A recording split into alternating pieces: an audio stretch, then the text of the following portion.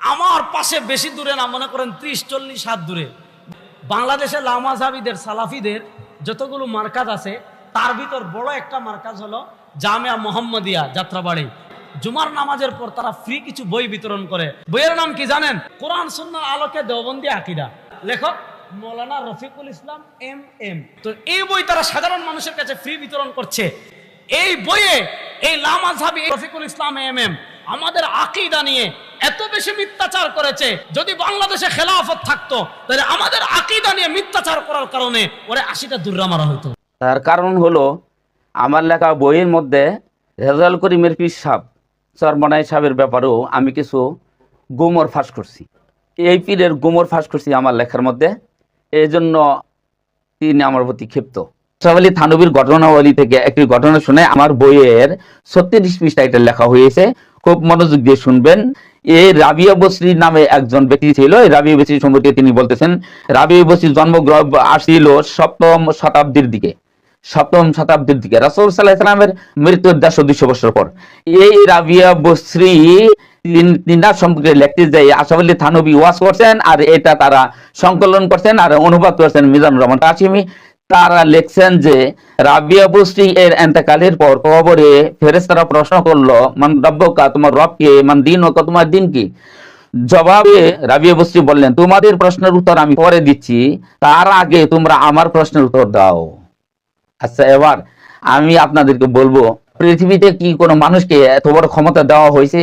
এরকম ক্ষমতা দেওয়া হয়েছে যে কবরে যাওয়ার পর মালাকরা ফেরেশতারা প্রশ্ন করলে তার উল্টা প্রশ্ন করবে, উল্টা প্রশ্ন করতে পারবে কিনা, এই ক্ষমতা কি কোনো লোকে দেওয়া হয়েছে? পৃথিবীর কোনো মানুষকে এই ক্ষমতা দেওয়া হয়েছে যে ফেরেশতাদেরকে পাল্টা প্রশ্ন করার? এবার ফেরেশতারা লাজবাব হলো। এই কথাগুলো লেখা আছে। রাবিয়া বসরি আলমে বারজাক কবরে আছে, সেই কবরের মধ্যে কথোপকথন হয়েছে, উল্টা প্রশ্ন করছে মালাকদেরকে, ফেরেশতাদেরকে। ফেরেশতারা লাজবাব হয়েছে। এই যে এই খবর এই যে কবরের যে খবর, মানে অর্থাৎ এই গায়েবের খবর, কবরের খবর মানে গায়েবের খবর, এই অদৃশ্যের খবর রেজাউল করিমের যে দেওবন্দীদের গুরু আশরাফ আলী থানভী কোথায় থেকে জানলেন? তাহলে কি আশরাফ আলী থানভী গায়েবের মালিক হলেন? উনি গায়েব জানেন? নর এই কথা বললেন কিভাবে? গেল এক। আর এটা রেজাউল করিম সাহেবরা, মিজানুর রহমান কাশিমিরা এটা বিশ্বাস করেন বিদায় ঘটনা লিখছেন, বই লিখছেন, বই লিখে এটা প্রকাশ করছেন, আবার এটা অনুবাদ করছেন, এরপরে লক্ষ লক্ষ কপি সারা বিশ্বে চালিয়ে দিচ্ছেন, প্রচার করছেন তারা। আর আমার কথা কই মিথ্যা হলো রে ভাই?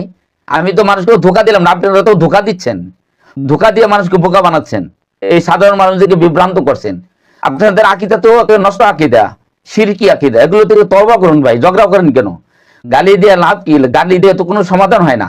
আপনি সমালোচনার অধিকার আপনার আছে, আমার মতের বিরোধী আপনি আপনার মত প্রকাশ করতেই পারেন, এবং আমার সমস্ত দলিল খণ্ডন করার ইখতিয়ারও আপনাকে দেওয়া হয়েছে। আপনি আমার দলিলগুলো খণ্ডন করেন, আপনাদের এই বইয়ের কথাগুলো নিয়ে এসে এগুলো খণ্ডন করেন, খণ্ডন করে বলেন যে না এটা আমি ভুল বলছি, আমি ইসলাম হব। কিন্তু আপনি তো খণ্ডন করতে পারলেন না, খণ্ডন করবেন কিভাবে? রাবিয়া বসরির কবরের ঘটনা, এটা তো গায়েবের ব্যাপার। এটাই সাদা এরা জানলো, আশরাফ আলী থানভী, মিজানুর রহমান কাশিমি জানলো কিভাবে? আপনারা জানলেন কিভাবে? আসুন আর একটা প্রমাণ দিই। তাবলীগে নিসাবের লেখক মাওলানা জাকারিয়া, তিনি ফাজাইলে দরুদ লেখছে, ফাজাইলে হজ লেখছে, দুটো কিতাবের ভিতরে এই ঘটনাটা লেখা আছে। সেই ঘটনাটা ছিল এই, এক যুবক তিনি তার মা তিনি হজের উদ্দেশ্যে রওনা করলেন। আমি আমার মায়ের সাথে হজে গিয়েছিলাম, তিনি সেখানে মারা যান, তার মুখ কালো হয়ে যায় এবং তার পেট ফুলে যায়, যার ফলে আমি অনুমান করলাম যে বড় গুনাহ হয়েছে। তাই আমি আল্লাহ তাআলার দরবারে হাত তুললাম, ফলে দেখলাম যে তাহামা হিজাজ থেকে এক খণ্ড মেঘ এলো, তা থেকে একজন লোক বেরিয়ে এলো, তিনি তার হাত দিয়ে আমার মায়ের মুখে ফেরালেন, যার কারণে আমার মায়ের মুখ উজ্জ্বল হয়ে গেল। আমি জিজ্ঞাসা করলাম আপনি কে? তিনি জবাব দিলেন আমি হইলাম মুহাম্মাদুর রাসূলুল্লাহ সাল্লাল্লাহু আলাইহি সাল্লাম। মাওলানা জাকারিয়া ফাজাইলে আমল ফাজাইলে দরের মধ্যে ওই ঘটনাটা লিখলেন।